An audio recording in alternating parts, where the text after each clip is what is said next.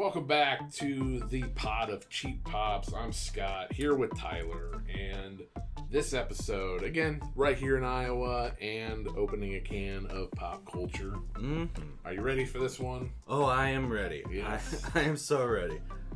First, we're going to start, like last time we started with right here in Iowa, then we did a can of pop culture, but this time we're going to actually flip the script a little bit and do... can of pop culture first. Now, what's the movie for this time? Well, first, do we want to do the pop? Oh, that's right.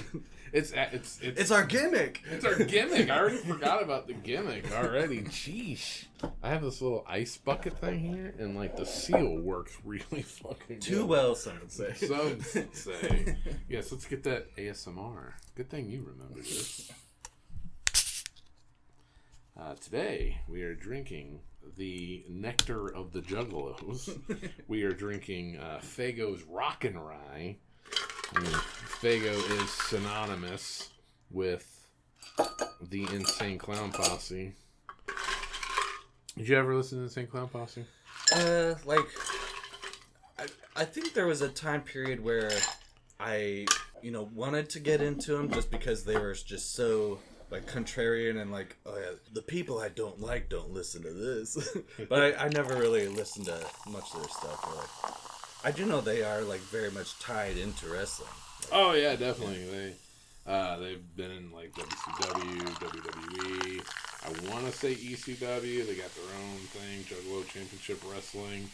Everything like this looked like brown in the bottle, and now that you're pouring it, it's like a red. First 3 episodes are red drinks. Like a nice Merlot. Yes. I wonder if the Insane Clown Posse has kept the Faygo industry alive. They're probably partners. I wonder. They have to be. Cheers, by the way. Cheers. This one's better. Mm-hmm. A little creamy. Taste that rye. Yeah. I don't understand. Like, seeing rye, especially on, like, a soda, like, that does nothing for me. Like, that doesn't even tell me what I am expecting it to taste like. I don't know if this is, like, Big Red, because, like, Big Red's, like, a cream soda, and I don't know if this is a cream soda. I don't know what Rockin' Rye is. Yeah. It's been a while since I've had Big Red, and I hate Big Red. Yeah. I love a good cream soda. I mean, there is a creaminess to this, right? A little bit, yeah. Yeah. Mm-hmm. I just wanted to make sure I wasn't, like, fucking losing my mind. No, it's in there. All right, so first we're going to open a can of pop culture and talk about the Secret Agent Club. So this is 1996. I'm going to go ahead and call it a classic. Are you sure? Oh, we may have differing views by the end of recalling this movie, but I had never seen this before. I had no idea what I was getting into. We start the opening credits. It's like a fantastic like 80s synth song is playing over like it's a black background, and it's just like slowly panning over different toys, basically, kind of almost like their like spy equipment, I think, is kind of what it's trying to evoke. But it's just this interesting, the song just going hard. My first note is opening song slaps. Like, I love that opening song. It's so much fun. It's good, but what I have is it's a mix between Wish.com spy music, video game music, or video game menu screen music, and Should We Go to Another Dance Club music. Okay, my opinion's the right one, but I understand where you're coming from. We'll agree to disagree. And so it's showing a whole bunch of different toys, more or less, and one of them I recognize. Like, I feel like most millennials will recognize the it was like the Play-Doh multi-tool, where it's like it looks like a like Swiss Army knife, but they're all like Play-Doh tools that you can use like sculpt Play-Doh. I don't know if you're giving me a look like you've never heard of this. No, I wasn't a Play-Doh kid. Okay, well, it is like seared in my mind. So as soon as I saw that, I was like, okay, I am in for this movie. Okay, so then after the intro, we cut to like a shot outside of like a electric fence, and we see a ferret just in the wild. It's kind of the trope where you'll see like some kind of wildlife, and they're just acting like everything's cool, and then a noise startles them, and then that's kind of when the opening action like takes place. it was just a ferret in the wild, and my first reaction was like, are ferrets wild? Like, is there? So we did a little. That's a question we did a little research yesterday. The current version of the ferret is only it's only domesticated. It's only like made by humans. Like they're based off of the polecat, which was I don't think those exist anymore, but those were native to Europe. Mm-hmm. So either that's supposed to tell us that this opening scene is in some kind of European countryside, which could be the truth, or they just had a pet ferret on set and they're like, just throw him in this opening scene. We cut to like kind of this fortress. And there's a...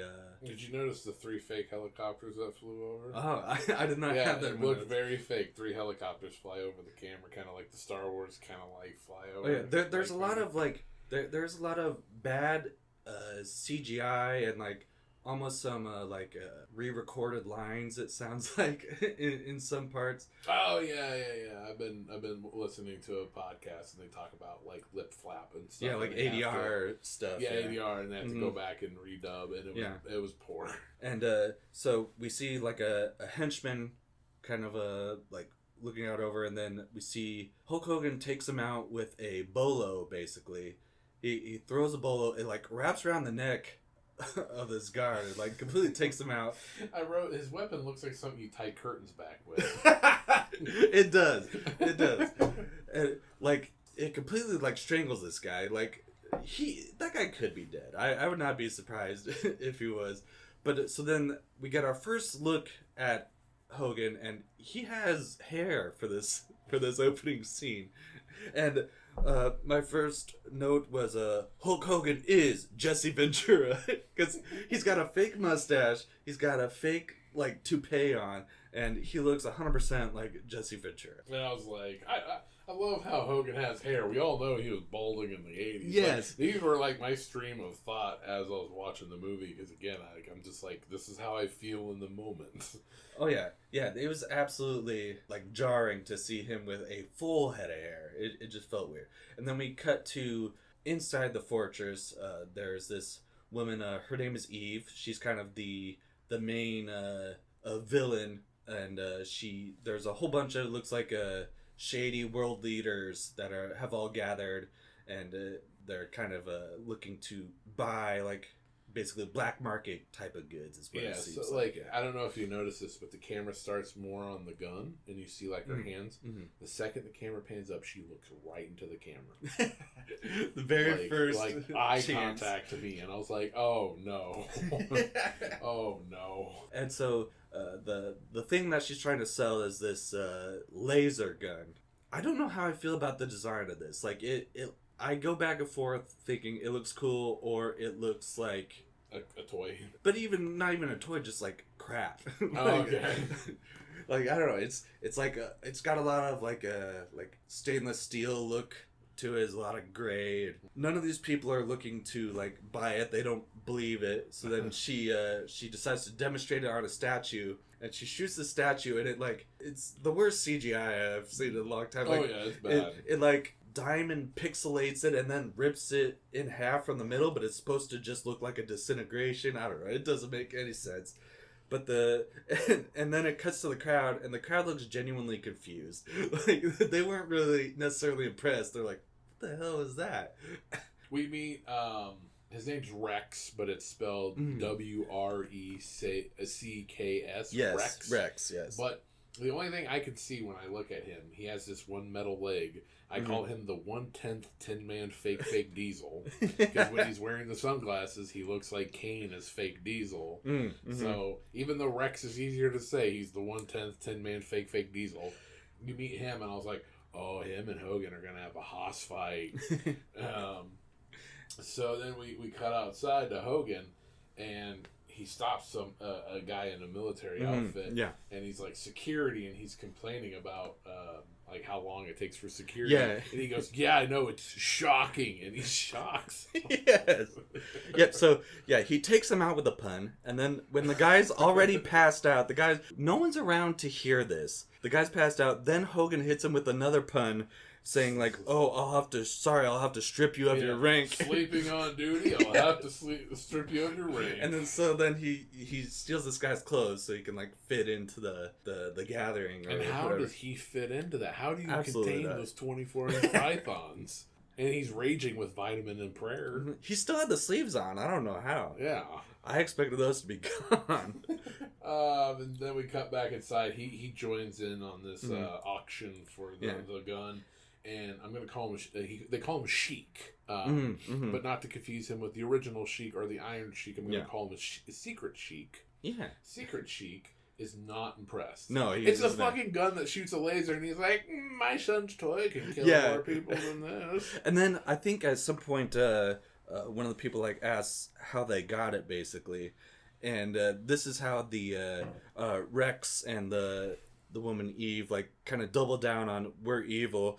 They basically say the creator basically gave it to us before the creator's unfortunate demise, and Rex is like he covers his mouth and he's giggling like. It is so silly. So then the Sheik is like, yeah, my kid's toy pop gun could do that. There's these 3 guards kind of standing in a line, and she like full on aims the gun at the middle guy, and then the 2 outer guards like kind of start sidestepping. They Pink Panther their way out of the shot. They're kind of sidestepping. The middle guy still is not picking up on anything. It takes her 5 to 10 seconds to like charge and get this gun ready to go, and it is until the very like last second that he's like, oh no, what's happening? And then he gets shot, and it's the same terrible CGI, but the Sheik is impressed now. Yeah. It's a Secret Sheik. It's Secret Sheik. Secret Sheik is impressed. And then eventually she does shoot a helicopter and it explodes with the 3 guards outside. Yep, I think and then, that's when Secret Sheik got impressed. Yep, and then she's like, Secret Sheik, you're going to have to find a new way home. And has a good laugh. And then they start the bidding, I believe, and at like 10 billion. The unsung hero of all of this is the guy who's just sweeping up everything. Just cleaning up the mess. He sweeps up like the statue, and then eventually he sweeps up his dead coworker. And then later you see him out sweeping up the fucking helicopter. I missed that. That's great. He is the unsung hero. So then once the bidding and everything is done, they all kind of leave, and somehow Hogan is able to stick around and stays behind. He goes up to the gun, but I think Rex is next to it. The 10-man fake Diesel. Yep. I was like, all right, here's that Haas fight. Nope, 3 punches. He says some kind of... It's almost a pun. Hogan goes like... He's talking about Rex glasses, and he's like, oh, are those scratch resistant? And then he does... and then he does 3 rapid punches. Pop. All with the same arm. That is the weirdest thing to like. Doesn't mix it up, like no combo. It's one arm, bam, bam, bam, 3 punches to the face. And he doesn't even like recoil back. No. It's just like. And then there's like a pause, and I thought that Rex was just gonna like shrug it off, but then he falls over. He's incapacitated.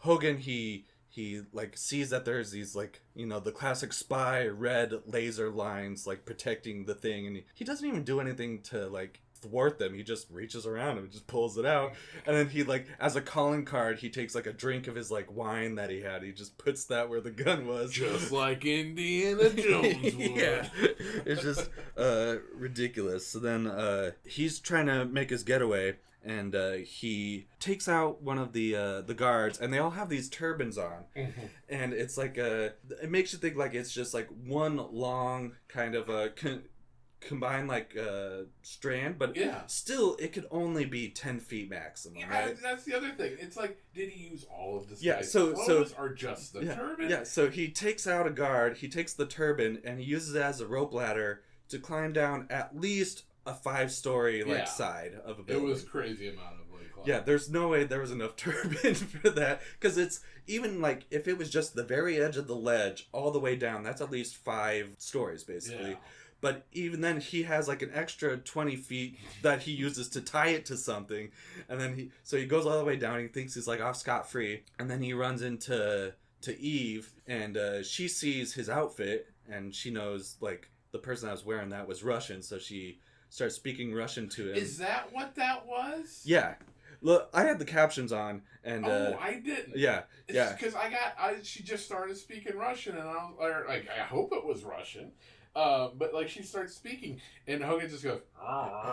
The caption said mumbles Russian. So even then you got nothing. No, he didn't say any actual words. It was all just. Well, even her, I was like, they should caption this or something. But even in your captions, it was. Well, does he mumble something? What does she say? Hers, it just says Russian. It doesn't say what she's saying. Oh my god, that's even fucking worse. Yeah, it doesn't say what she was saying. Oh, I was so confused about that. But yeah, he just doesn't even say actual words to even pretend to know Russian. They catch him basically.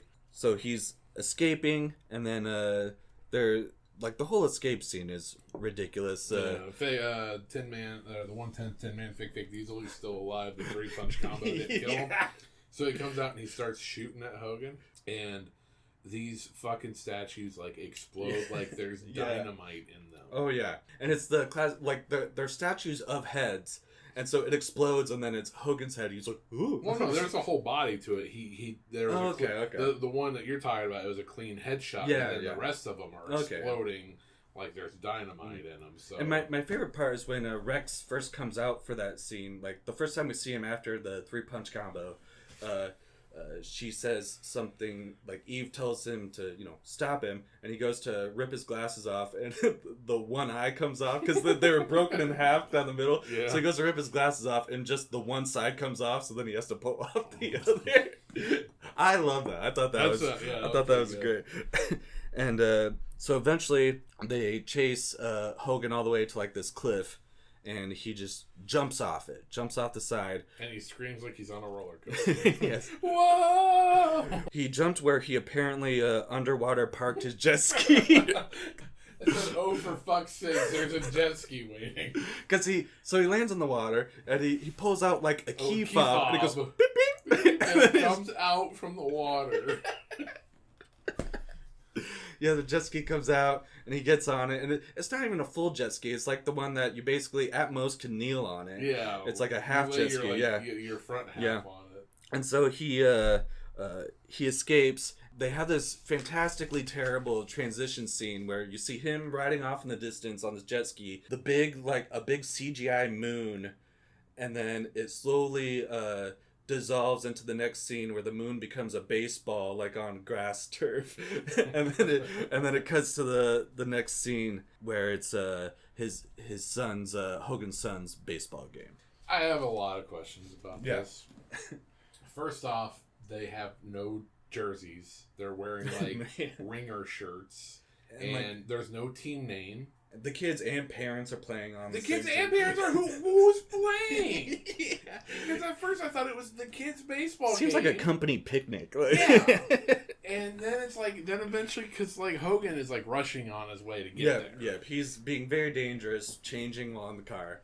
And I lost my fucking mind when he took his hair off. Oh my god, yes. Okay, so a couple things I had before that. So during the opening like baseball scene, there's this fantastic song where it sounds like it's just listing the days of the week. Basically, it's like Saturdays are when we play. It's like all the songs on this are just fantastic. I recommend everyone checking them out. But also, his son is like clearly sad that he's not there. But when Hogan eventually gets there, he still seems sad that he showed up. I have an absent father. Oh no, I have a lame ass father. And so Hogan is changing in the car. He's at one point he's like putting on. I was so confused by this. So at the start of this scene, he's still wearing the general's costume, and so he takes that off, and then it like cuts to probably I think the baseball game, and then it cuts back to him, and he's wearing like a perfectly acceptable like yellow shirt. But he's still trying to take that off to change into something. Unless that was the general shirt. But still, it looks like a regular shirt. Like, who's gonna see a everyday dad yellow shirt and be like, that guy looks like a Russian general? Dad, is that a Russian military uniform? Standard issue shirt? And while he's changing, at one point he bites the wheel and he's driving with his mouth. Yeah. And then, he takes off his hairpiece, the Ventura hairpiece, and he takes off the fucking mustache. And he shoves it in the glove box. I had to look this up because I was like, Hogan didn't have a fucking mustache. Because, like, again, not my wrestler, not my era. October of 95, Kevin Sullivan shaved his mustache off on WCW. And that was like, so that October 95, this is released in 96, so I'm like... That makes sense, yeah. Oh. Because I remember he rocked the handlebar for a long time. Yeah. So I wonder if some of this was shot with the handlebar and then it was shaved. Could and be. All the scenes Could were be. after that. I don't know, but had to Google it. Thank you, Squared Circle Reddit and all that shit. And then he also puts on glasses to, like, complete his transformation. And so... in my notes, I have his civilian alias is this dopey, bumbling dad that's so dopey, even other parents are openly mocking him. Like, he finally shows up, and, like, he is so overplaying this dopey character. It's like, this dad cannot actually function for how dumb that Hogan is making this character seem. And so... He's putting the glove on, like, backwards and just acting like a complete idiot. And then the parents in the stands is like, hey, kids, like bring it in. Ray's going to need some help or something like that. His alias is Ray. Whatever. I guess that's his name. His alias isn't Hogan. But his overall name is just... Yeah. Hogan's out there looking like a bumbling idiot. Also, one of the nasty boys is the umpire. Yeah, Brian Knobs. Yeah. Brian Knobs is the umpire. Just that, like, 3 seconds, I think, is the only, like, screen time that he has for the whole movie. Yeah, but it's great. I was like, holy shit, it's Brian Knobs. Which, I don't know if I would trust an umpire with, like, a mullet like that. Like, I would be questioning every one of their calls. For some reason, it's the last play of the game. I don't know how they reached this point, but the ball gets hit towards Ray. His son thinks he's gonna fail him again, and then there's like a little split second where it almost looks like Ray is like, oh, I can't, like, I'm supposed to look like a dopey idiot, but I also don't want my son to hate me. So there's like a split moment where you all almost see him go like, oh, I can, like, I am athletic. And so he catches the ball, immediately is lifted up on the parents' shoulders and, like, carried off like a hero off the field. And the whole time he's like, I caught it. His son's Jeremy. He's like, Jeremy, I did it. And Jeremy looks more sad than when his dad wasn't there. I wonder how many people it took to lift him. He probably was a brick fucking house. Oh my god, yeah. All those vitamins and prayers, they're heavy. The next scene is they're basically in the car, Ray and his son, and then it's the classic movie trope where Ray was like, I actually caught the ball. I never do that. And then his son goes, I wish mom was there to see it. Just the classic, one parent's dead. Oh, yeah. And then Ray's like, me too. And then Jeremy's mad because he wanted to go get pizza with the team and stuff, but Ray has important toy store business to attend to. Yeah, so his son thinks that he's a toy maker, and they go to this toy store, which is just a front for a secret agent club, and he has to call, like, the secret boat in somewhere in the Pacific. Yes, and I go, he makes a call to clearly the busiest stretch of the Pacific Ocean I've ever seen. It's got, like, a giant, like, almost, like, battleship-esque sized ship, and then there's, like, at least one or two other, like, smaller ships next to it. And then there's a helicopter flying across the scene. It is the busiest little stretch of ocean I've ever seen in my life. I was like, it makes me wonder what KB Toys was up to. You know? Like, if this is going on here, what's going on elsewhere? And then, it goes to the other side of the phone call. Just all of the spy technology you could ever think, like radar screens and so they're on the ship, but everyone's wearing full black suits. I thought that was weird. It's like, we get it, you're spies. You don't have to be on a ship. You don't have to dress like that. Yeah.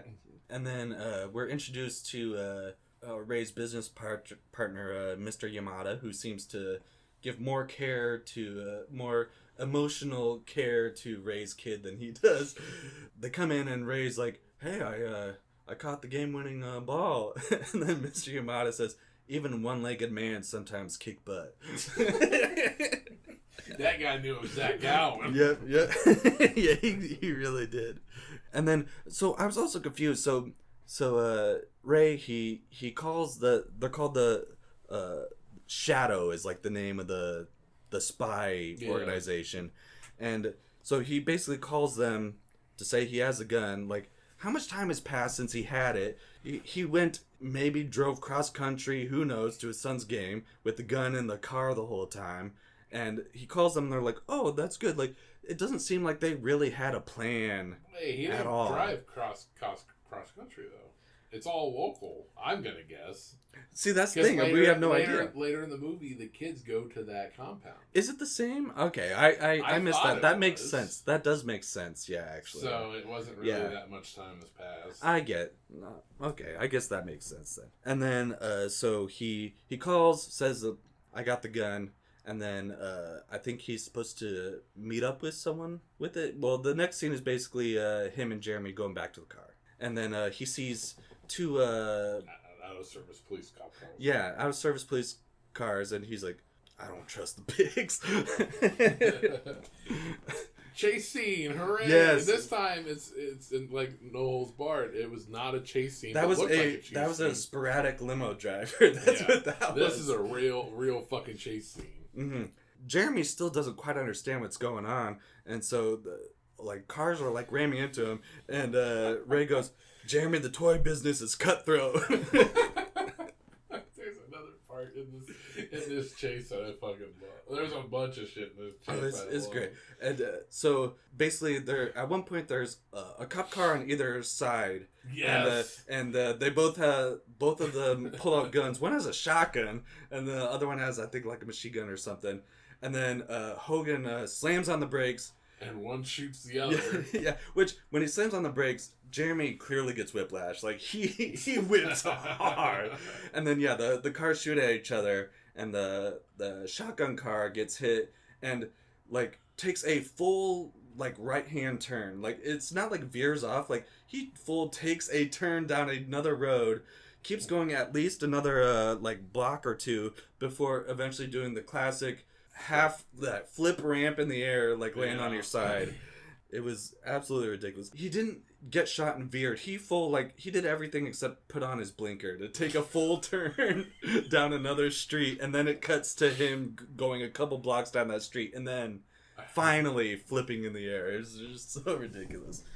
Then the other part I like was on the other cop car. Ray hits a button. Well, Hogan. I have to call him Hogan because even though he has a character name, it's still fucking Hogan. Yeah. Hogan hits a button in his car and his license plate drops. And the cut to the cop of the car. He lowers his sunglasses and goes, "Huh?" And it shoots out this rocket and it disables the cop car. And you cut back to the guy and he hits the steering wheel and goes, "Damn." Yeah, I was so confused by that too because he hits the car, the like hood instantly bursts into flames, and then it cuts to inside the car, and he seems fine, like he's disappointed, but he seems okay. The outside, that guy could have died.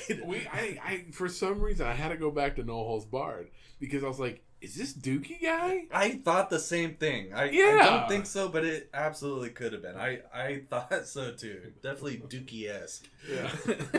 We got Dukey it's Dukey and damn. Dukey and damn. During this whole chasing, like, it did seem like a pretty reckless choreographed car chase because they are like ramping over intersections, like getting like up to 10 feet of air, almost like landing too far over, and like it just seemed really but these stunts actually seemed like they were done dangerously. Yeah. And then we see Rex in his car. Yes, the 1/10 10-man fake diesel. He has his hood ornament is a grenade, which I loved, and his car is actually pretty nice. I thought his car looked pretty notice he was only driving like 3 miles an hour at one point? He was just like... Well, yeah, it looked like a lowrider. I don't know. That's not the car that they're going to be ramping over intersections. Because one thing I didn't put in my notes, but the car Ray is driving is like the most... It's a Volvo. Yeah, it is like beige generic sedan. Yeah, it's part of his his alias, his character, but his cover. Which is because his secret agent name is Raymond Chase, but his real life name is Raymond Chase. So it's like, how secret is he? And during this whole car chase, you can clearly tell when Hogan is replaced with a stunt driver, because it's always shot from behind him. Being like a stunt person for any regular person, you just need a wig. To be the stunt person for Hogan, you need a bald cap and a back wig. And it is so clearly fake, the way that it's like whipping around on the back of this stunt driver's head. Every single time it cut to that like angle, I was like, oh yeah, that's a stunt driver for sure. Yeah, so we have the 110 10-man fake diesel Rex. I was like, oh, this is the Haas fight, and it wasn't. No. So I believe they basically capture Ray, right? Mm-hmm. And then his son runs away, and Rex chases him in the car. So the kid gets up on the storefront, and then Rex chases him. Rex climbs up the ladder, and then there's one of those giant inflated... like teddy bears. Yeah, like inflated teddy bear, and Jeremy hugs it and just jumps off the roof with it, and it protects his fall, and then he runs over and kicks the ladder, so then Rex is just kind of stranded. And then Jeremy runs off to this is where we're introduced to the actual secret clubhouse. Oh, that was so fucking cool. It does look pretty awesome. Like the entrance to it, it's got a pink flamingo on top of the door. But it's not very well hidden. Oh no, you can see the edges. Yeah. Yeah, you can see it, but it's an old fallout shelter, probably from like the 50s or 60s or whatever. At first I was like, it's a fallout, it's like a hidden thing. Like, you would know something's going on if your dad has like this hidden thing. But then it's like you go down there and it's just like a hangout. So I'm like, okay, never mind. That has nothing to do with the whole secret agent thing. Is that Jeremy and Ray's house? I think that's, what is his name? Sly. I think it's Sly's house. Because he's the one that is always like on the computer and doing stuff. That's a good question. Because eventually like the house gets torn up. And I thought it was Ray's, because then you see pictures of Ray. And like his family pictures. Yeah, so I think the clubhouse might be at a different house. That's a good question. Yeah, so then we're introduced to the other kids. You got Sly, he's kind of the nerd, like computer genius of the group.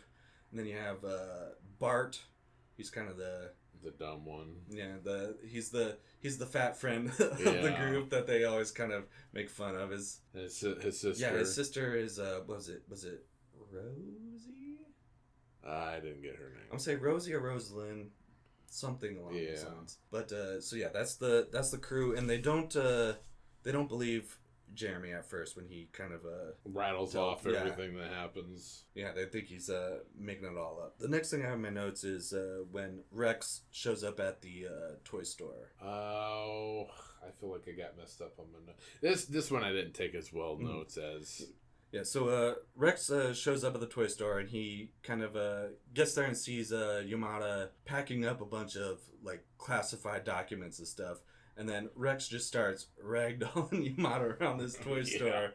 Just tossing around and stuff. And then the next thing is it cuts to this weird dream sequence. We have no idea why this is happening at first, so it just cuts to suddenly Ray and Jeremy are like having a dinner together. In my notes I have the blandest looking dinner that I've ever seen. It's like all beige. Dry ass turkey. Yeah. And then Jeremy starts like yelling like, "Where's the gun? Where is it? Where is," just over and over and over. You know, he like climbs up on the table. It gets in Ray's face. Is like, "Where is it?" And then we pull out of the dream sequence, and we see that Ray is like wearing the first generation Oculus kind of bullshit. Yeah. They were using mind altering drugs and VR to get the truth out of him, but those but they're like, he's fighting the drugs, and it's like, that's because that's vitamin and prayers, brother. He's been preparing for this his whole life. Yeah. And so it just seems like that's a weird ultimate plan, is to just have his son berate him until he gives you government secrets. Obviously he could probably tell it's fake because his son doesn't know about his double life. Yeah exactly. And I laughed out loud at this part. So gives you no idea what's happening at the start of the dream sequence, And then it finally cuts to, we just see Ray, like, with the weird Oculus thing on. He's, like, strapped down. There's this, like, doctor over him. And then Eve enters the room, and she said what we're all thinking, explain this to me. I was like, yes, I need some kind of context. What is happening right now? Yeah. Eventually, they cut back to the kids, and they go to the toy store, and they see it's all kind of wrecked. Yamada's grandson shows up. Shigo, I think is his name. All the kids are like, hey, my name is this, my name, and then it gets to Jeremy, and he's just like, hey, this is, my dad's in trouble. It's like, Jeremy does not have time to introduce himself to anybody. Fuck you. They kind of go borderline on, like, is this racist, or is it a okay explanation of, like, kids trying to, experiencing culture for the first time? Because they have the handshake and the bowing. Yeah, stuff. so there's that, and then he says something, and I believe it means like hello, how are you? And Jeremy's first instinct is don't touch the mustache. He's like, no, I'm talking to you in my language, which that does come into play later. The phrase "don't touch the mustache." Oh. Yeah. Oh, okay. That shit like went way over my head. One point they are trying to figure out where the gun may be, because they know that this is like what people are after, right? Yeah, they're like, oh, it'll probably still be in the car. Yeah, so they go to like the impound lot, and then Rex finds them there, and they're able to escape, and he's like chasing them in his car. Well, what's funny is he rolls up to the junkyard, and he opens the door, and you see a crew member's reflection. There's somebody standing like right there, and you can see in the car that somebody's standing there. I missed that. Yeah, because he shows his foot getting out. It's the metal foot comes out first, so you're like, uh-oh, it's 1/10 10-man fake diesel.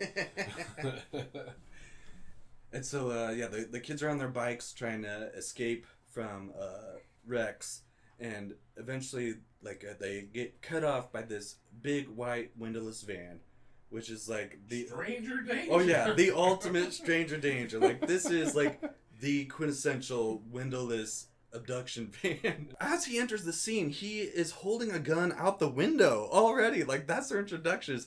This driver, we don't know this van. This driver has a gun. Is he pointing at us? Yeah, we don't know. He starts firing at Rex behind them, and he's shooting at Rex, and he tells the kids to get in, and that they hesitate because stranger danger, and he starts laughing. He's like, "Come on, get in. You can trust me," and they do. They get in the car, and so this guy, he tells them that his name is Max Simpson, and he brings them to his house, and he starts doing magic tricks and stuff, which is never trust anyone that's doing magic. And he's doing all this while and then it cuts to Ray just going through the worst trauma of his entire life, and they're watching this magic show. It's and when they cut to him, it sounds like he's breathing out of his mouth because but his mouth is closed. Yeah, like a ventriloquist growling. Yeah. So the doctor, the drugs and stuff still aren't getting the results they want, and the doctor really wants to drill into Ray's head. He's like, if I could just drill into the brain and inject this stuff directly into the brain, I think we'd get better results. And then it cuts back to the kids, and Max Simpson is just way too laid back for all of this. He's just trying to waste time, it seems like. And he's doing magic tricks and stuff, and just so where do you think the gun is, guys? It's oh, it's at this place. Oh, when can we go get that?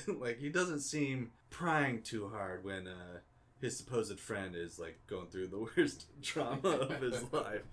And what's interesting is that we're at the safe house, which you find out it's not so safe. Yeah. But at the safe house, he tells Jeremy what Ray is really doing, and basically revealing it. And at that point I had to pause because I had to go do something literally halfway through the movie, smack dab halfway through the movie, and I'm like, is that a good thing or a bad thing that we're learning it halfway through the movie? Is that a good timing or is it too delayed? I didn't really know, because it's an hour and a half movie, right? At minute 45 he's learning out about what Ray really does. See, I think that's good, because then it's the rest of the movie, they don't have to pretend that people don't know things. Everyone knows everything now. Yeah, okay, I don't know. I was like, that's kind of a beat I wanted to more talk about. And then at one point, Ray just like completely breaks out of his bindings and stuff, which he did it so easily that it seemed like he could have done this the entire time. Like, I think he was kind of liking the buzz they were giving him. I don't know. It seems so weird. Like, the drugs did absolutely nothing. Like, Well, he wasn't even but he wasn't even drowsy. Like, well, there's vitamin and prayers, brother. And then, so we go back to the kids at the safe house. Max Simpson goes... He says he has to go do something. But he leaves for whatever reason. Yeah, I don't get what he left for. I think he probably went to go follow up on whatever information The script says I need to leave, so bye. This kind of what the kids think is a henchman. The movie showed him a little earlier going to Ray's house, and then it was afterwards that it was all like destroyed. So that guy kind of breaks into the safe house, and Shigo just straight up karate kicks his face off. Beats that motherfucker up. Just karate kicks his face off, and the kids stand speechless, staring at the knocked out guy before they all start cheering. Like, what? This guy is he's probably got CTE, and they're all cheering over his passed out body. Woo! It was just ridiculous. They all go back to the hideout. Then it's revealed that Sly is apparently a hacking savant. Like, he can hack into any like government program because he's getting the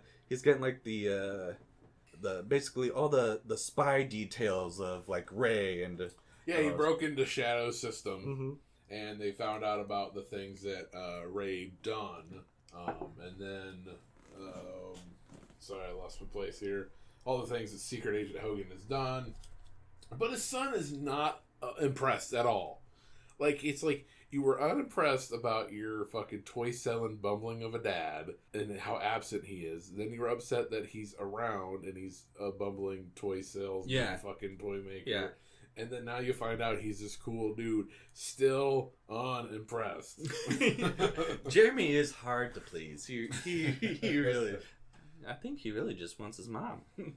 That's the only thing that can make him whole again.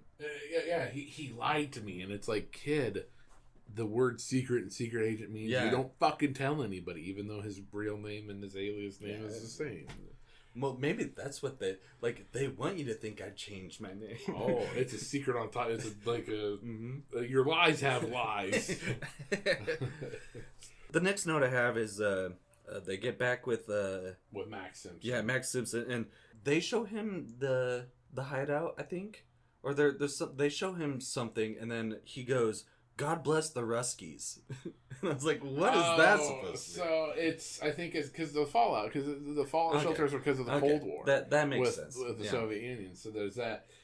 So what's interesting is they have a surveillance camera in the backyard of where this fallout shelter is, and Max shows up. But on the Shadow system, they were looking up Max Simpson, and they left as it was still searching. The results was shown. I had to pause it for a second. And so what it says about Max Simpson is joined Shadow in 1989, 1986 honorable discharge from the U.S. Marine Corps, or USMC for short, which is the U.S. Marine Corps, I hope. 1988 3 missions, Operation Commander in Iraq. 1990 honorable mention intelligence, and that's it. And I was like, what is this supposed to tell us? Like, at first I thought it was going to be like unhonorable discharge, like he's a criminal, he like is like a treason to like his country or something. Like, I thought it was supposed to tell us that there was something wrong with it, but I don't know if what I missed was this is not Max Simpson. Yeah, the whole point of that scene, like after the kids leave, is when like the full thing comes up and you see that the picture for Max Simpson is not the guy that's been with them. It's the guy that they thought. It's the henchman that Shigo kicked the face off. Yeah. They left him just passed out in a doorway. Yeah, so the guy that Shigo beats up is the real Max Simpson. And he's the guy that tore up Ray's house, right? Yeah. And then, I guess that I missed that because like I didn't understand what it was. And I guess I didn't look at the picture good enough because there's a mugshot of Ray Simpson, or Max Simpson on there. And then as you find out, they leave. they hang out, and he says, "Thank God for the Ruskies," and stuff like that. And they go to the van, and you find 1/10 10-man fake Diesel is in there, and you find out, oh shit, something's wrong. The guy that they thought was Max Simpson is actually Vincent Scarletti. And then so they're asking like where the gun is, and then Sly is the one that had hit it.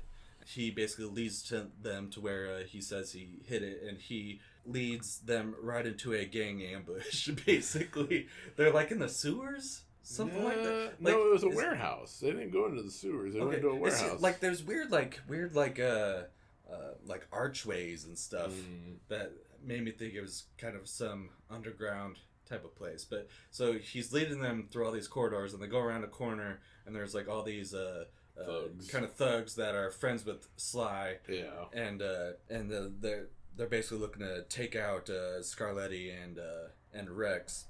And Scarletti uses magic to grab Jeremy to basically like use him as a hostage, which throughout this movie, Jeremy gets captured by everybody. Like he's held at like knife point, gun point multiple times during this whole movie. Scarletti gets the laser gun, basically looks to shoot Jeremy. Jeremy kind of like goats him into shooting him, and he shoots the laser. Jeremy dodges it, and then it hits like these like random 3 or 4 mirrors in the corner, and it starts bouncing between the mirrors so much that it breaks into 4 separate beams, and they all hit Scarletti, and then he like turns around, and you could see like beams of light coming through 4 holes in his chest, and he looks so disappointed, like, "Oh no, I'm dead." Which. Like, I thought this movie at most was PG-13, but I think it's PG. Like, I don't think it's a very, like, mature rating at all. So that surprised me to just see this guy with, like, through bullet wounds in his chest, and he's clearly dead. I'm gonna have to say this in the Justice League voice. Meanwhile, in the secret boat in the Pacific. Now we figure out the real Max Simpson is that guy. Yep. So... And he's really like petitioning for everyone to get like put all resources we have into saving Ray. He's like, he's done so much. He's done something for each and every one of you. We owe it to him, basically.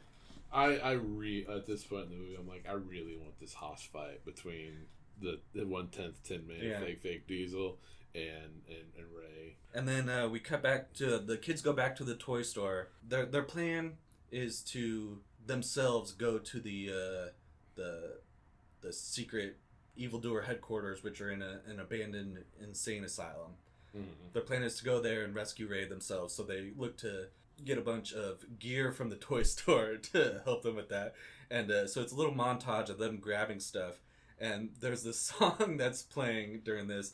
I think it's called The Mission, either The Mission or Walk Another Mile, but it's like a vaguely religious in like context. It talks about like the guiding light, and like there's a lot of light talk and help you do the mission. It's like it was such a weird combination of like this vaguely religious song while they're like grabbing super soakers and shit off the shelves. I liked as they broke into the facility using plastic shovels. Oh my god, it was ridiculous. And I started losing it at that point. I was like, I don't know if I can keep going, but what saved it was fucking Bart. Bart, they're all wearing headsets. The kids are all wearing headsets, and they're all like sneaking up, and they're like, they can all hear each other in their headset, and he like right next to all the kids, Bart goes, "Hey guys!" And it scares the fuck out of them. And I was like, okay, maybe this is gonna be good. But then the plastic shovels happen to break in, and I'm like, I felt deflated at this point. Yeah, I put Jeremy says they'll dig into the asylum with a sandcastle, shovel, and buckets. Are you out of your goddamn mind? But they do it. And then cuts to like just like 5 massive piles of dirt. They didn't dig as much as I was expecting. Like it made more sense the amount that they dug. It was like just a little trench enough to like squeeze under the electric fence. So I was like, okay, that kind of makes sense. But to like just say, oh, we're gonna dig our way in, and you hold up a fucking sand bucket. Yeah. And then they cut back to the fucking secret boat in the middle of the Pacific, and they're like like analyzing a passcode, and the passcode is "Don't touch the mustache." I did not understand that. I don't remember the reference when, like what you said earlier, "Don't touch the mustache," and I was like, "What the fuck?" And like again, I was tuning out. And I was like, because it was first they're like trying to figure out what the code is, and they had the Japanese phrase. And I'm like, they're using Japanese phrases, but it's not what the code is. And then eventually, the real Max Simpson is like, "Don't touch the mustache." And he's like, "What does that mean?" He's like, "It means this in Japanese." He's like, "Oh, okay. Yeah, so, because like there was like half an hour left of this movie, and I was like, I felt so like tired. It does go on a little bit. So they get past the electric fence, and they're trying to find a way into the actual building, which like the door is voice activated, and the first henchman goes in, and his name is Buckwheat. He's like, "Buckwheat." It's like, "Oh, activated." And then they're like, "Oh, I have a plan," and they put a Teddy Ruxpin by the door, and the next person comes through. I can't remember what his name was, but they basically record his voice saying his name. It took me a second because I was like, "What the fuck is a Teddy Ruxpin doing there?" And I'm like, "Oh, it's the toy store," and it was, whatever. Which at that point, I feel like Teddy Ruxpin was like outdated. That was like the 70s and the 80s. 90s was my heyday of toys. I had no idea what a Teddy Ruxpin was. I knew about it from somebody who was from that generation. Yeah, I was already an adult before I heard what a Teddy Ruxpin was. And so they finally get into the building. Eventually, they find the room that Ray is being interrogated in. I listened to this part multiple times, because what I heard and what the captions said were different. We may have to include this little soundbite, the audio of this. Sly like kicks into the room, and he's got like it looks like a real gun, but it's a water gun. What I heard, I listened to this 3 or 4 times. What I heard is, "Freeze or I'll blow your balls off." That is what I heard. The caption said, "blow your head off." It does not sound like head at all. He clearly says, "Freeze or I'll blow your balls off." Before they broke in, the 1/10 Tin-Man Fake Diesel, he grabs the drill, and he looks at it, and you hear, "Woo!" The fucking thing does not spin at all. No, it doesn't. And there's this through line. It pays off at the end, but there's this through line throughout the movie. Every time Rex messes up, or Ray gets away from him, Eve is always disappointed, and she goes, "What do you say?" And always makes Rex say, "I'm sorry." And she goes, "And it won't happen again." And so it's just a through line. Every time he messes up, she makes him just humiliate himself and say this. It was at this point I said, this is what I wrote verbatim in my notes. I said, there's good bad movies, like The Room, which is bad movie, but it's good to watch kind of a thing. This is a bad movie, but it's like, I guess I should get used to this, because I feel like this is the shit you want to watch, Tyler. See, I 100% disagree with you. Like, I wish if I would have saw this like as a kid, this would have been one of my favorites. Like, this is like, but we're not kids right now, Tyler. But it's fun. It's a fun movie. What, you think we're watching like Shakespeare? We're watching a Hogan movie. No, I know, but it's like it's more of like, I feel like as we go on, this is the quality. Like, we're not gonna be like, oh, let's watch like a good John Cena movie. Like, we're gonna find one of the bad John Cena movies. Or no, like, we can watch a good one. Show me one. Yeah. I mean, eventually we're gonna have to watch Triple H's movies. Oh, absolutely! But the Chaperone, yeah, that's definitely on the list. This is a little like there's a brief cutout while I was watching this movie, because I was watching it on my phone. My girlfriend Lizzie was next to me, and she just briefly looked over, and this was her first time seeing anything of the movie, and she saw Hogan, and she goes, "Is that Abe Vigoda?"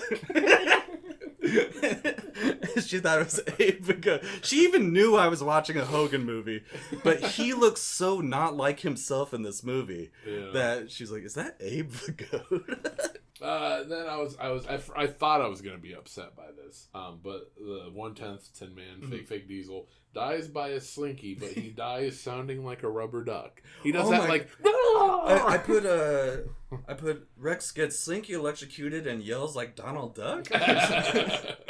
And I was like, no Haas fight, fuck this movie. So yeah, that whole thing gets set up like the kid has a gun, or they think it's real, so that they're able to get Hogan like free, and then Hogan takes the gun and gets Rex to give him his gun, and then Hogan shoots him with the squirt gun, and he's like, I gotcha. But then like Eve has another gun, and then Eve comes in. So there's it's so convoluted, but the slinky lands on like the VR electrified equipment, and then probably like a generator, and then Rex like metal leg touches it and he gets electrocuted. And then they go out into the hallway, and because they put a mark on Hogan's bald ass head where to drill, and it was like one of those like markers that you would use in like elementary school. Like it wasn't like a Sharpie, it was like one of those like kids markers. Jeremy goes, "Oh, Dad," and he like licks his hand, and it goes And then for the doctor, before they leave that room, Hogan knocks out the doctor and hooks him up to the VR, which this doesn't make any sense at all, because the entire like VR setup is specifically to Hogan. Ray's kid yelling at him. Why would that affect the doctor at all? But like when they later show the doctor again, he is in a full comatose state. So it wrecked him. But yeah, just Hogan's annoying ass kid yelling at him forever. And then they go and fight the bad guys with like toys, kids' toys and stuff, and like silly string and like fun foam. They do the marble spot. It's like all Home Alone style. They use the fun foam. A guy like comes out of a door running, hits the fun foam, flies off a building. They kill the guy. Yeah, they fall and kill a guy, and then they think they're home free, but Jeremy can't stop getting held hostage. Eve captures him and like holds a knife to his neck. Eventually, they make it all the way. They use a slip and slide to slip under the fence to safety, and then it cuts back to okay. So now I remember. The reason that Eve gave up Jeremy is because Hogan gave her the laser gun. But there's a setting on it, apparently, where you can set it to self-destruct. Why? I don't know. Why? So he's like, oh, I didn't know what that... So he gives her the gun. She doesn't realize it. And they all escape. She finally then figures out that it's on self-destruct, and she tries to fix it. But then there's a trap that was sprung earlier is sprung again, and this like cage falls from the ceiling and lands on her, and the gun falls out of the cage, and she can't reach it. Yeah, she can't reach it. So then Rex is there, and she's like, "Oh, deactivate it." He's still alive. Yeah, he is a tough son of a bitch. And so he comes over and he looks at it, and then it's the final callback. He's like, "What do we say?" She's like, "I'm sorry, and it'll never happen again." And then instead of deactivating it, he just looks at the timer, which it's like under a minute. It's like 15 seconds. Yeah, and he thinks his foolproof plan is to hobble away to safety. So he starts, and every movement throughout the whole movie, every movement he makes, you hear like. Yeah, you hear like a squeaky hinge and like tin on floor, and so he thinks he's gonna hobble away from this atomic explosion. And so then it wasn't like it wasn't like a robotic sound. It was yeah. And so then the weapon goes off. Yeah, it explodes, and his metallic leg, Rex metallic leg, lands by Hogan and the kids, and they laugh about it. Yeah. And so no Haas fight. I had this whole fucking hope of this Haas fight, and it didn't happen. And then so everything is like the full military comes and raids this facility. Was it military or was it Shadow? It was Shadow, I'm assuming, but they had like tanks and shit. Like they had full military grade equipment. And then it cuts later. All the kids get honorary Letterman jackets and a medal and a letter from the president. I thought the president was there. I don't think so. It was like this small. It was in the backyard of. Well, I thought the guy was reading something, and it was like he was reading the letter from the president. But like, I like how it wasn't like at a big thing. It was in the backyard of Ray's house. Yeah, it was like 5 shadow agents there, and they're like, "What a big ceremony!" Yeah. Like, They're like, "Oh, we put up a little like wedding arch. It's kind of nice."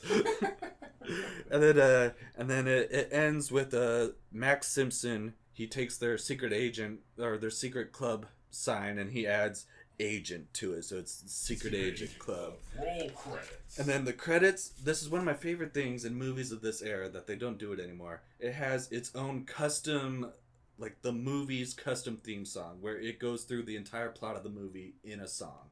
And it like describes all the characters. It is, I recommend checking it out. It is absolutely ridiculous. Some of my notes for the cast here, Vincent Scarletti was played by Barry Bostwick. Yes. It was fantastic. I loved him in this movie. I thought he was fun. But he was in Rocky Horror Picture Show. FDR American Badass. Yeah.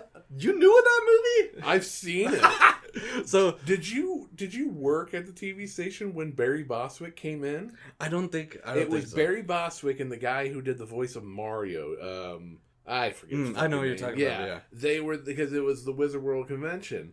And they were in the studio. Oh, that's awesome. And so, like, but the problem is I seen American Badass FDR, but I didn't know who Barry Bostwick was. And I knew, like, you know what I mean? Like, if I would have known that, I didn't get a picture with him.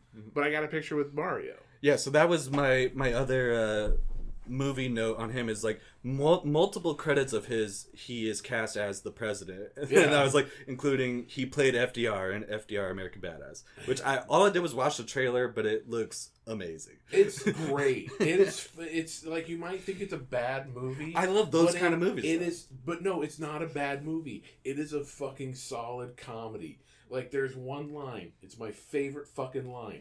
It's obviously it's not historically accurate. Yeah. But like FDR, who's Barry Bostwick, is like has a mistress, right?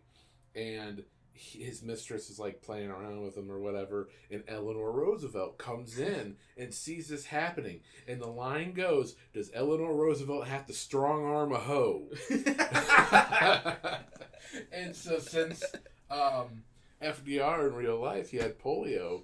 Like there'd be like that's kind of like, I don't want to say poke fun at it, but like it was like Marco polio. That was in the trailer. Yeah. And like anytime they would talk about his legs, he'd have little like hot dog legs, and like eventually they like sprayed ketchup and mustard on it. But it's a fucking great movie. It did look fantastic. There's like a Hitler as a werewolf. Yes.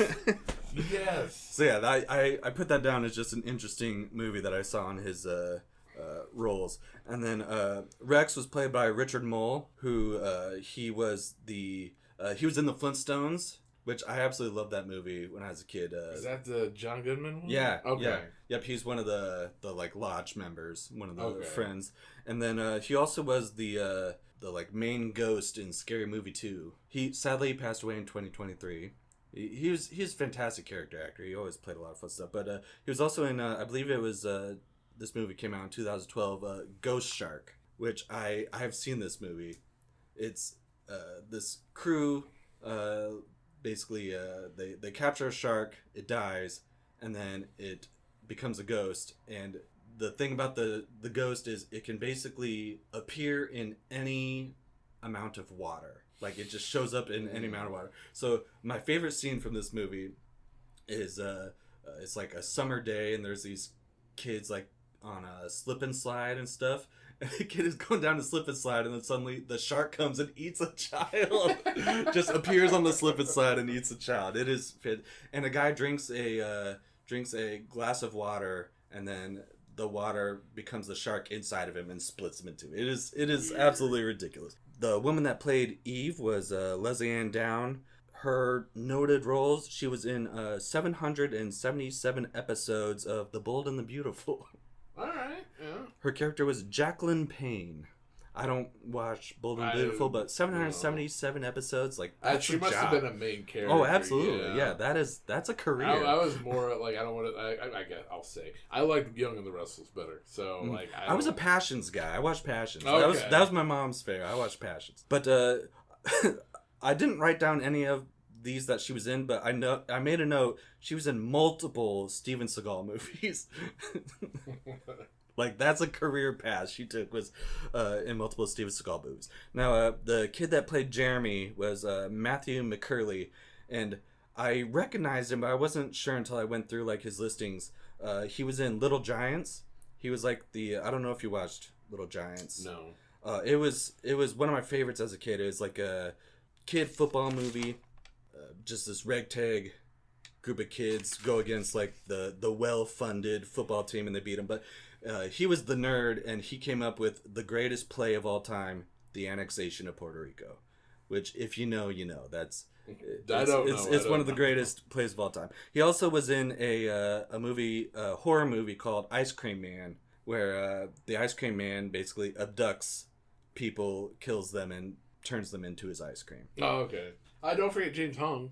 Yes, yeah, that was Yamato. Yeah, because he was in Balls of Fury and the Kung Fu Panda franchise. Yeah, he is great. I honestly, okay, we'll do like closing remarks then. Would you say this movie had fizz or flat? Okay, flat. I figured. See, I have to say, this is fizz. Like, you heard me pointing out all the flaws. Yes, this movie had flaws. Was it fun? Was it entertaining? Was it clearly a propaganda machine for toy companies? Yes. But was it fun? What toy company? All of them. You had Teddy Ruxpin in there. You had a Slip and Slide. They were trying to make a comeback, maybe. But I thought this movie was a lot of fun. Like I said, if I would have seen this as a kid, it would have probably been in my regular rotation. But even as an adult, I was like, I love what they're go for. If I had to pick between this and No Holds Barred, like, I'd pick this every time. This movie was more fun for me. Fun. Obviously, like we talked about with No Holds Barred, what's the wrestling influences? There's a lot. There's really none in here. I mean, like, Brian Knobbs is in it. Yeah, you got him in there. Yeah. But, it's especially comparing it to No Holds Barred. Like, Hogan is clearly trying to not be a wrestler in this movie. But he's also not trying to be an actor either. Well, he's trying. I mean, trying. I don't know. But yeah, definitely not a lot of wrestling influence in this movie, but still, like, I think the greater thing is, like, you know, you got Hogan, who's still huge at this time. I'm not even sure if this was like a theater movie. It seems like this could have went to It went to direct. Hogan said it was a low budget kids film. Oh, definitely low budget. Like, it's not highly rated. Brian Knobbs doesn't help or hurt the movie in any way whatsoever. I'd say favorite scenes from this movie. The car chase was great. I did like the car chase. It was fun. The futuristic hacking was fantastic. Like, you know what? We have both sides of this argument. I say watch it. Scott says no. I think that's fine. And then my last note: this movie had a theme song. In the credits, it was called SAC Rap, SAC Rap, and it was performed by B Money and the Spare Change. That's my last note on the movie. Just had to get that in there. Alright, so we're going to shift gears to our other segment right here in Iowa. First episode, we talked about Saturday Night Main Event, 1989. It was the Hogan Boss Man cage match. Zeus was there. This one is a time jump a little bit, and it's WCW Clash of Champions 28. It aired August 24th, 1994 from Cedar Rapids, Iowa in the 5-Season Center. A little bit of history about the venue. It opened in 1979, and their first big act was the progressive English band Yes. Mm-hmm. Oh, you know them? I know Yes. Oh, I don't. They had a hit. Yeah, never heard of them. I even went to go listen to their music and didn't know anything. This is an interesting fact. In 1989, there was an incident where Andre the Giant assaulted a KCRG TV photographer. We're TV people. The station we worked at is actually affiliates with KCRG. Interesting. Yeah. Okay. So, 1989, Andre the Giant assaulted a KCRG TV photographer while filming the match. It was versus Ultimate Warrior. I guess we can kind of go into it a little bit more later on, but this is a WCW episode, obviously. But he had permission to film the match, but Andre didn't want people filming the match. So he assaulted him. Andre was later acquitted. He was fined for criminal mischief and the damage to the station equipment. Not only did this venue host Clash of Champions, but it also hosted the only pay-per-view to happen in Iowa, which is NWO's Sold Out, which we'll talk about that when we get there. Because, again, we're going chronological. And it hosted a Nitro in 1999. The venue hosted UFC 21 in 1999, UFC in 2000. In 2000, the venue was renamed to the U.S. Cellular Arena. And then in 2008, we had a really big flood. I know there was a bigger flood in 1993, but 2008 was also pretty comparable. The flood caused damages and renovations needed to be made. 2014, the NBA held the preseason games of the Bucks and the Timberwolves. We get a lot of preseason games here for the NBA, like because we have the Iowa Wolves, which is the Timberwolves, so obviously there's that Timberwolf connection. And then 2020, the name was changed and is now known as the Alliant Energy Powerhouse, which I think is kind of a creative name for like a. That is a cool name, yeah. Yeah, for a venue. Let's get into the action. Apparently, so it actually what's interesting is it starts with like a disclaimer, if you will, from like the Peacock WWE Network, whatever, saying like this is shown in its due to technical difficulties, it's shown in like its full form or whatever. So essentially, I think we missed the national anthem because like it goes like straight into like it's the Nasty Boys versus Pretty Wonderful, which is Paul Orndorff and Paul Roma. So like immediately we're already into the intro or the entrances of the Nasty Boys. So I think that's why there's a cutoff to it essentially. Which hey, Brian Knobbs is back. Yeah, he's back. And then so this one of the first notes I had. So the first match is this tag match, and I was like, a non-title match at Clash of Champions? What is this bullshit? I did not think of that. I was like, what's the point? So on commentary, you got Bobby the Brain Heenan. It's interesting to see the names that, like, in our last episode with the 1989 not Clash of Champions, Saturday Night Main Event, a lot of people we talk about in that one show up in this one, which is very interesting. This was like within the first 6 months that Heenan was in the company of WCW. And then you get to see a irate fan in the front row. They do cut to that person like a few times. Yeah. So. And so I had to look into him, and I'll talk about him in a little bit. So then Pretty Wonderful comes to the ring, and we take a break. We come back from break. Nasty Boys take over quickly. It's not a title match, but I didn't think about the fact that it's Clash of Champions and it's a non-title match. Shivani mentions that Sting is in Chicago for some like event. More on that later, I guess. I guess it's a little foreshadowing, I guess. Shivani does this like kind of like a jab, and like again, since this is not my time frame of wrestling and understanding like the landscape of like WWF and WCW, he says they are the first interactive wrestling promotion. No matter what other wrestling promotions try. I feel like it's taking a shot at WWF, but I don't understand what it means by interactive. I don't get, like, because I know they have the hotline. They plug the hotline quite a bit. Yeah, I had notes about that. So I don't know exactly what it was, but, like, it was interesting. He took a shot at it seemed like WWF. The irate fan keeps showing up. It's Demolition Smash, which I don't know if that's Demolition 1 or 2, but it was a plant. It was, he later goes on to be called Blacktop Bully in WCW. I'd rather be called Demolition 1 or 2. Yeah. Blacktop Bully. Yeah, this is a basic tag opener, back and forth, and the Nasty Boys win. But what's interesting is that you couldn't tell who the legal man was. Yeah. And Shivani was like calling it out like he couldn't even tell who the legal man was, which does happen in like wrestling, tag wrestling, that the legal man gets kind of blurry. I know there's the spots where like clearly it's a heel being like not the legal person kind of a thing. I know like they did that like with like the Bella Twins and like Kurt Angle's brother or whatever. There was that like heel spot where it's like this person looks a lot like the person it's supposed to be, but it's not the person kind of a thing. But it seemed like more of like a clueless like fucking like what happened, you know. I said definitely not a clean win. We get an ad for the Hulk Hogan hotline, 900-737-HULK or 900-737-4855. I Googled this number, nothing came up, but his WWF hotline was 900-454-4855. So it's interesting because obviously Hulk spells out the last four. Yeah.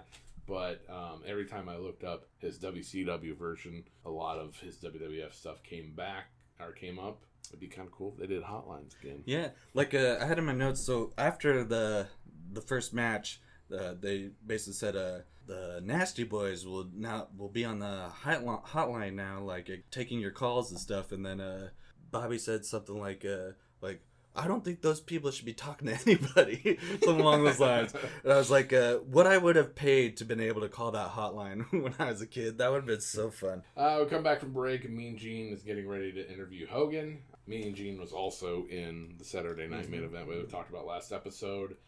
Mean Gene left in 1993. This is all. We also talked about Hogan in the last episode. This is within the first, he debuted March of 94, and this is August of 94. So, again, this is, very fresh into WCW for a lot of these people. And now some funny-ass shit, in my opinion.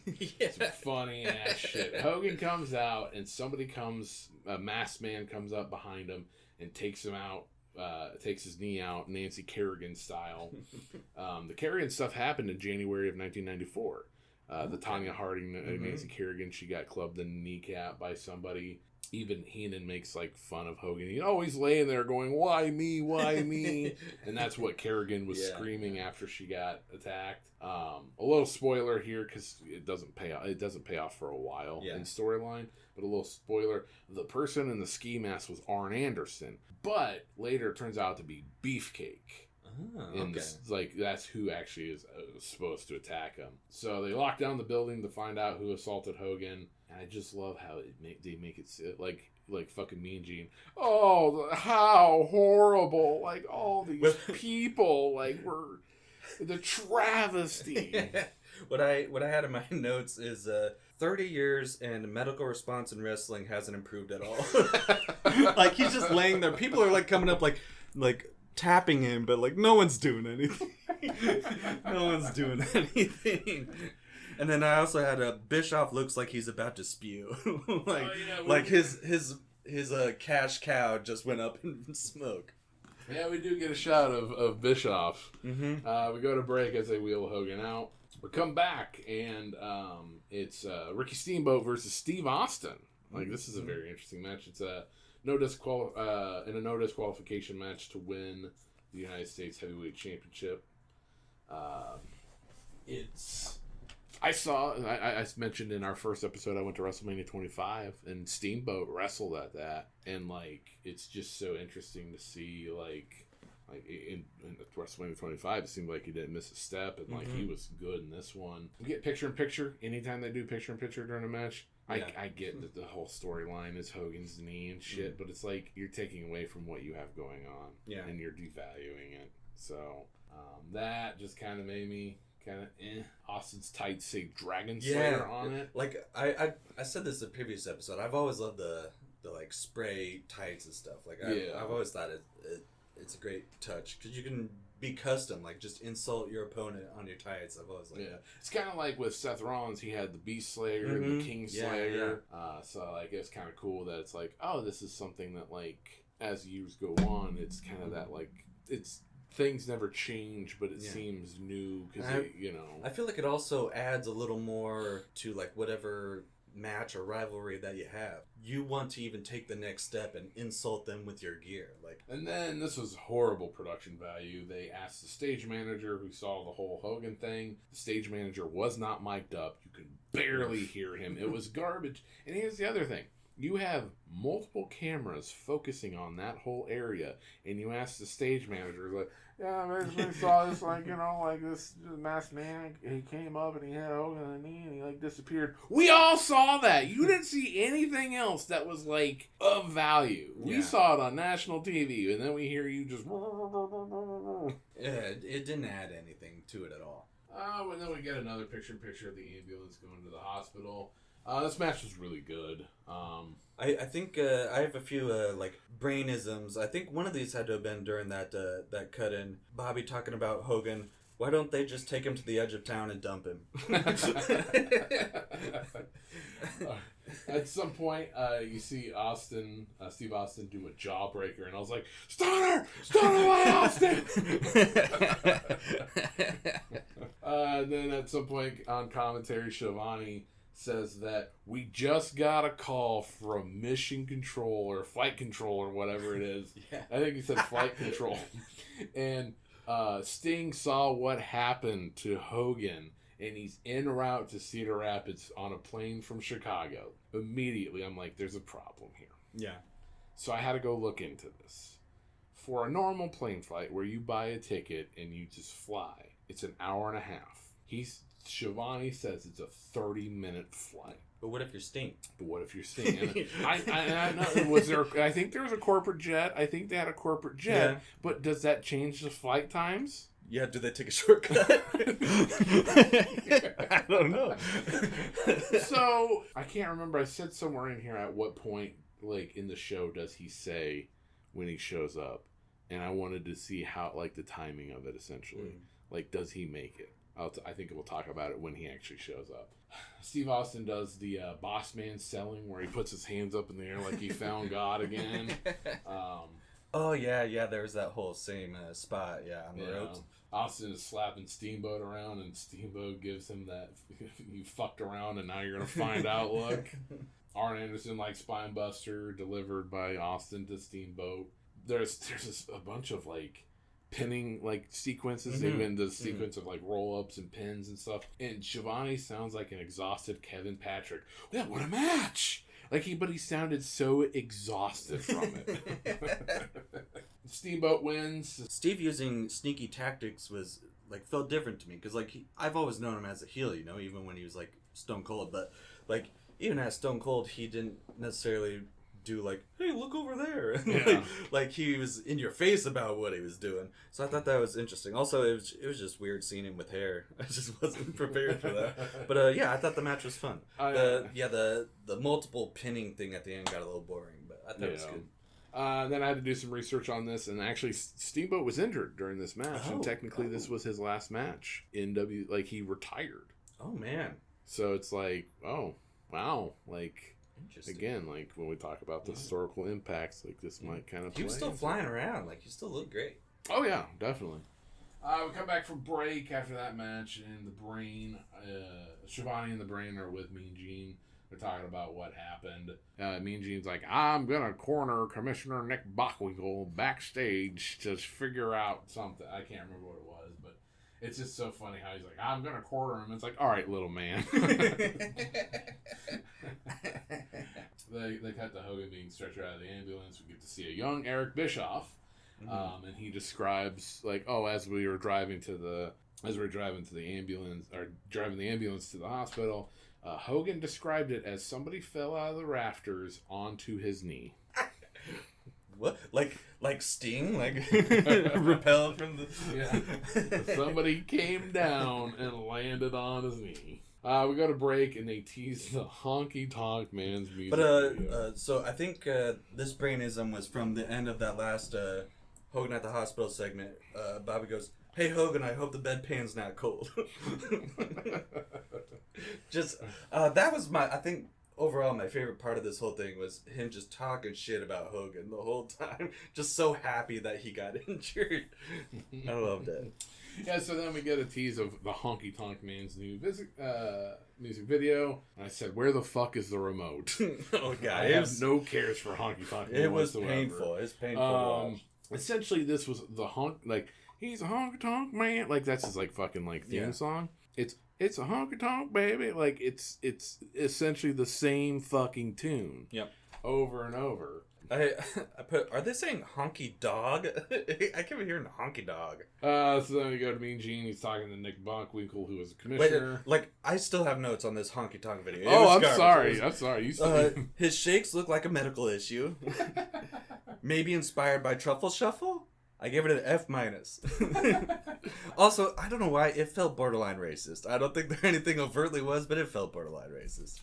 I don't know. Just the white picket fence and him, I don't know. It was weird. Alright, so we go to Mean Gene, talking to Nick Bockwinkel, who's a commissioner, who was appointed the role at the prior Clash of Champions, and by 1995, they quietly drop him as commissioner. Bockwinkel says if Hogan doesn't compete, he'll forfeit the WCW title to Flair, which doesn't make any sense. Usually, if you can't compete, you're vacated, then there's like a tournament or like picking number one contenders, but like the idea of like you have to forfeit to the person you're like wrestling doesn't make any sense to me.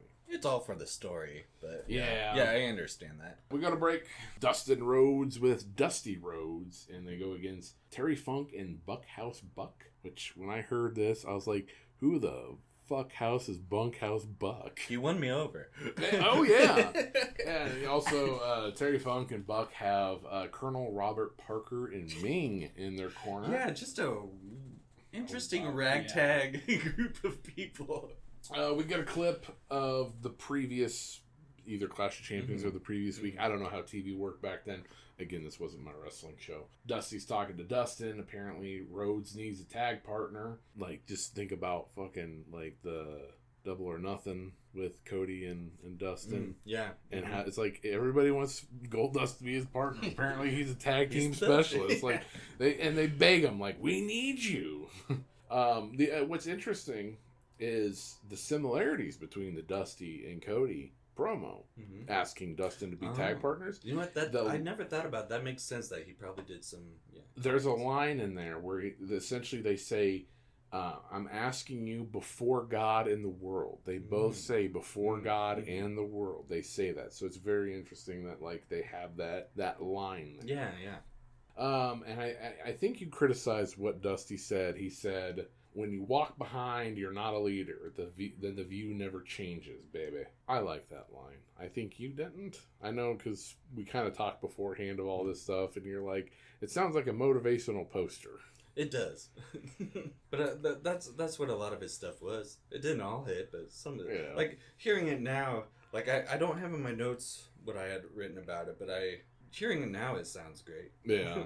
Unfortunately, we can't put that in the historical impact because it didn't happen in Iowa, so we can't put that towards the historical impact. I did recently see like that promo come up with Dusty and like his son, you know, asking to be his tag partner, and it came up, and everyone was like, "This is one of the greatest promos of all time." I was like, it could be in there, but I don't know. But it's emotional for sure. So they hug it out, and we come back live, and the Stud Stable, that's the name of Funk, Buck, Colonel Parker, and Ming, is the Stud Stable come out. Bunkhouse Buck is quite the fucking specimen, man. Never heard of him, but like, there's something about him that just like, it's like, you know, the character of Terry Funk and Chainsaw Charlie, and like McFoley had like a love baby kind of a thing, and that's what you get. He commands a room. Yeah, I never heard of him before. Also, Colonel Robert Parker, which is a ripoff of Colonel Tom Parker of Elvis fame, played by Robert Fuller, which I've heard the name. Ming was there. He was Haku when we talked about Saturday Night Main Event. The Rhodes come out, and the brawl starts like, oh yeah, instantly. They do not like each other. Yeah. They talked about the Funks and the Rhodes and how long that feud has been going on, which I can't really try to count up. Like, I didn't know how. I tried to look at Cage Match to see, like, did they wrestle much? I couldn't really. The only Funk I know is Terry. Well, there's Terry Funk, there's Dory Funk Jr., I think maybe Dory Funk Sr., I think was a wrestler. I don't know, I couldn't really quantify, but obviously the territories. Obviously, this was past Dusty's prime, so that's why it's a tag match. And he can't really carry a match. Dustin was carrying a lot of the weight, and then you get the hot tag, and oh, daddy, it was magical, daddy. I did like the interesting bit where like Dusty got thrown into a turnbuckle, but like Dustin protected him. It was interesting, but at the same time, it's like that would still kind of hurt, maybe. Because I've seen that same thing, like that same kind of thing pulled off, but it was done to hurt both of them. So it's like it was interesting. Then we get a ref distraction, and I think Bunkhouse Buck uses his boot as a weapon. And then we got Arn Anderson. He's pulling double duty now as the Masked Man and Arn Anderson. Did he get paid twice? I hope. Comes out and sweeps the leg of Dusty, and then Ming comes in. Well, Arn causes the DQ, so the match is over. Ming comes in, and Dusty grabs a wooden chair and hits Ming, and Ming no-sells it like a fucking badass. Like, just fucking splinters across his head. Ming's still standing there. And it's like, and I don't know if you've heard the Ming Haku stories. That dude he's terrifying. Scary. Yeah. Like, you want to be one messes with him. You want to be his friend. Yeah. You don't want to be his enemy. So yeah, there's a bunch of just they beat the fuck out of the Rhodes. Like they just like hold them down and like strangle them and shit, and like it got kind of brutal. It was tough to watch for a bit. Yeah, and then we go to break. We come back to the announcement of the WCW Tag Title match going to be happening. Pretty Wonderful versus Nasty Boys. I want to set the next Clash, maybe. Maybe actually have a title match at Clash. Then we go to Eric Bischoff at the hospital. He talks to Hogan's attorney. I don't know if that was an actor or if that was really... That's what I was wondering, too. It's hard to tell. Yeah. The attorney wants Hogan to forfeit the match, but Hogan doesn't want to forfeit. Essentially, that's what you get out of it. Yeah. Like, I think at one point Bischoff is like, in your, like, professional opinion, what do you think he should do? We go to Mean Gene, and he's interviewing Ric Flair. He's with Sensuous Sherry. Again, we talked about in our last episode. It was sensational. It was sensational. Sherry, she was with Macho Man, but now she's Sensuous Sherry. Sherry Martel joined WCW in April of '94. Again, this is August of '94. So again, this is kind of that period of transition between a lot of these people going to company. Flair wants Hogan to walk the aisle and hand over the WCW title. Then we go to break. We come back with Shivani, Heenan, and Mean Gene. Mean Gene got word from Bischoff that Hogan is on his way back. Yeah, he's walking. He's walking. And I like how it's like, there's like this huge separation where like they're talking about he's walking, and then they tease like the next match of Inoki and Regal. And, like, they're talking about it, and the last thing you hear from Heenan before break, he's walking? We come back from break, and it's Antonio Inoki defeating Lord Steven Regal. Steven Regal is Sir William. Sir William is actually Bill Dundee. I've heard the name before. Again, I don't know much of it. And we come back to Inoki's entry. This is Inoki's final countdown tour, which is his retirement tour because he wanted to get into politics more and stop wrestling because he's been in politics since 1989, and this is obviously politics in Japan, where he's from. But here's the problem. He doesn't win that re-election. Oh. So his whole retirement tour of him wanting to go into politics more, he doesn't win that re-election. And he doesn't retire until 2003. And so I think he's still on that fucking retirement tour until like 2003. And the crowd goes mild on this match. Like nobody gave a flying fuck. On paper, this feels like this should be a match. Should have been great, yeah. Antonio Inoki, and I know him as William Regal more, but William Regal and Antonio Inoki on paper sounds great. Yeah, like should be a technical spectacle. Yeah, and it's like I don't think this was the right place. Cedar Rapids, Iowa. Oh yeah. On this Clash of Champions, I don't know where it should have been held, but just didn't feel like it was right. You got two foreign wrestlers in Iowa who are there to see Hogan. Yeah, that's just not the crowd that is gonna want to see them. You get a picture of Hogan arriving to the building. The crowd pops for Hogan coming back. Inoki wins by choking out Regal. Match wasn't very good. Yeah. It could have been much better. I don't know why it was kind of a slog, but. And we get the main event, Ric Flair with Sensuous Sherry versus Hulk Hogan with Jimmy Hart. We get Michael Buffer. Fucking Michael Buffer is great, man. Yeah, that is a great game. Flair grabs the microphone and he just multiple times, Hogan, bring me the title. Yeah. Whoa! Oh yeah, he's in full Flair mode, just exasperated, just high on coke, most likely. Yeah.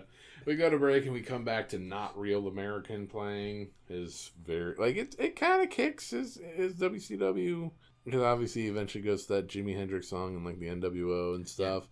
But like his first era of WCW Hogan, like it's not real American. He comes out, like it takes him a while to come out. Like this song plays for quite a bit. He's got like the ace bandage on his leg. So eventually he limps out. And I think it's cool that Iowa did get one version of Hogan versus Flair. Like there is a couple. It never happened in WWE, which is fucking bonkers to think. I want to say this is probably lower ranked because like it's not a pay-per-view. I think all of their like matches that people talk about, Hogan versus Flair, is those like pay-per-view matches. Hogan throws the belt at Flair, just starts like wailing on him, and basically for the majority of the first half of the match, he's just like like Hogan is just fucking hopped up and going wild. Like I don't think it's vitamin prayers anymore. He probably has like adrenaline or like fucking Vicodin like flowing. It's like everything he did was devastating. Like I have the towel of doom. Like the first thing he has like this towel on him.